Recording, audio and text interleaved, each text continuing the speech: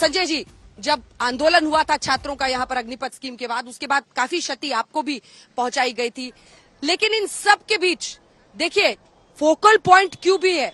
आज सवाल ये है कि क्या बीजेपी को सबसे ज्यादा नुकसान इससे नहीं होगा? 24 और 25 पर आपकी भी नजर होगी और आप जो कमंडल की राजनीति करते हैं वो तो हवा में उड़ जाएगी। बिहार की बिसात पर जब मंडल की राजनीति की तमाम गोटियां सज जाएंगी जेडीयू और आरजेडी के इस गठबंधन से। मिस्टर जायसवाल,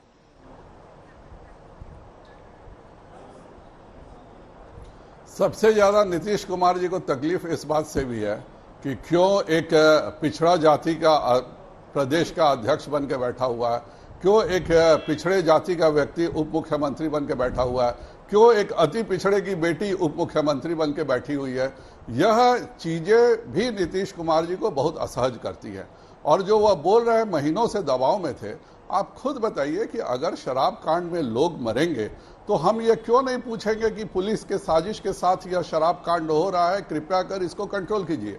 अगर हर शहर में हत्याएं होंगी, हर शहर में लूट होगी, हम क्यों नहीं नीतीश कुमार जी, अगर नीतीश कुमार जी इस बिहार के मुख्यमंत्री हैं तो हम उनसे नहीं बात करेंगे कि कैसे इस तरह की चीजों पर लगाम लगाई जाए? क्या हम किसी पड़ोसी राज्य के मुख्यमंत्री जी से बात करेंगे?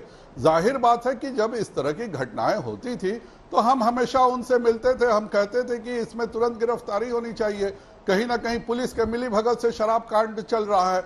यह बातें उन्हें बहुत चुभती थी और यही वह बोल रहे हैं कि कुछ महीनों से दबाव में थे, इसी के दबाव में थे कभी भी। लेकिन आज वो उस दबाव से निकलने का जो रास्ता उन्होंने चुना है वह किस तरफ ले जाता है?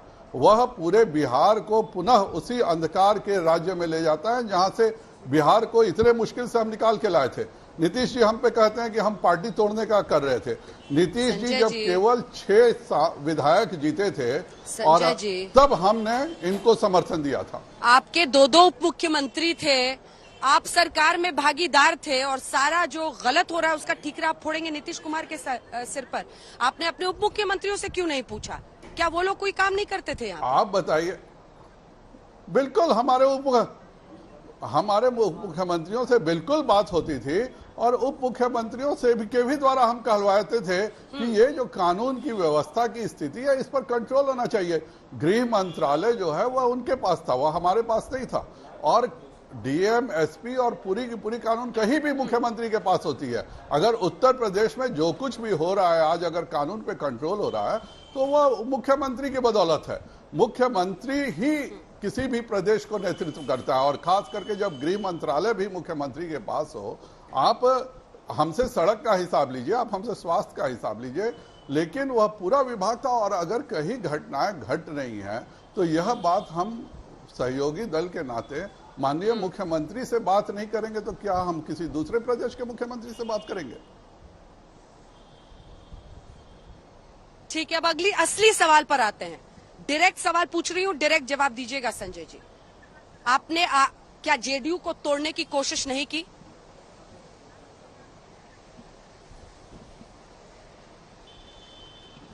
जनता दल यूनाइटेड हमेशा अपने तरह से गोटी को सेट करता। माननीय आरसीपी जी सरकारी नौकरी में थे, उनको इस्तीफा दिला करके नीतीश जी ने अपने साथ रखा। अपने साथ रख करके उन्होंने उनको राष्ट्रीय अध्यक्ष बनाया। उसके साथ मिलकर के उनके मर्जी से वह मंत्री बने। अभी विगत दिनों क्या हुआ, उनके बदले इन्होंने मनीष वर्मा को, जो उड़ीसा कैडर का आईएएस था, उसको इस्तीफा दिला दिया। उसको उन्होंने कैबिनेट मंत्री का दर्जा दिला दिया। तो जो अफसरों को ये मॉनिटर करते हैं उसमें आरसीपी की उपयोगिता खत्म हो गई। और जो आरसीपी ने एक काम किया कि राष्ट्रीय अध्यक्ष के नाते वो एक एक गांव में सड़क पे जाने लगा, लोगों से मिलने लगा। यह बात कोई भी पटना से व्यक्ति जाके जदयू के आम कार्यकर्ताओं से मिले, आम कार्यकर्ताओं में करे, वो उनको असहज करता था। 2017 में याद कीजिए, 2017 में क्या इल्जाम लगाया था? लेकिन संजय जी, लालू यादव मेरी पार्टी को संजय जी, आपको अपनी सरकार से ज्यादा आरसीपी सिंह की चिंता क्यों होने लगी? जब ये तो बुझा दीजिए। नहीं, हमें क्यों चिंता है? बिल्कुल हमें कोई चिंता नहीं है। हमें कल मनीष वर्मा की भी चिंता नहीं होगी। हमें कल मनीष वर्मा की भी चिंता नहीं होगी जिनको इन्होंने कैबिनेट मंत्री बनाया है, और कल ये उसको भी राष्ट्रीय अध्यक्ष बनाएंगे। हमको क्यों चिंता होगी? यह उनका आंतरिक मामला है। हमारी चिंता यह थी कि बिहार में लगातार आपराधिक घटनाएं बढ़ रही थी और शहरों में और सभी जगह जहां पे अपराध अगर हम कंट्रोल नहीं कर सके, बीजेपी की सबसे बड़ी यूएसपी यही थी कि हम कहीं भी रहते हैं तो हम अपराध को कंट्रोल करते हैं। अगर हमारा ये चीज डैमेज होगा तो भारतीय जनता पार्टी को आगे जाके बहुत मुश्किल होगी। यह तो उनका है कि वो आरसीपी को रखे, मनीष वर्मा को रखे, किसी कल परसों किसी और आईएएस अफसर को बनाए। उनका हमेशा बदलते रहता है, दल भी उनका बदलते रहता है, अफसर भी बदलते रहते हैं, राष्ट्रीय अध्यक्ष भी बदलते रहते हैं। जिसको जॉर्ज फर्नांडिस जी ने ही कह दिया विश्वासघाती हो 2017 में, हम तो केवल इसलिए मिले कि हमें लगा कि ये हमारा 15 साल का गठबंधन रहा था, इनको गलती से महसूस हुआ है और वो गलती आरजेडी से गठबंधन तोड़ के आए बीच मजदार में, फिर भी आप लोगों ने हमें लगा कि देखिए पहली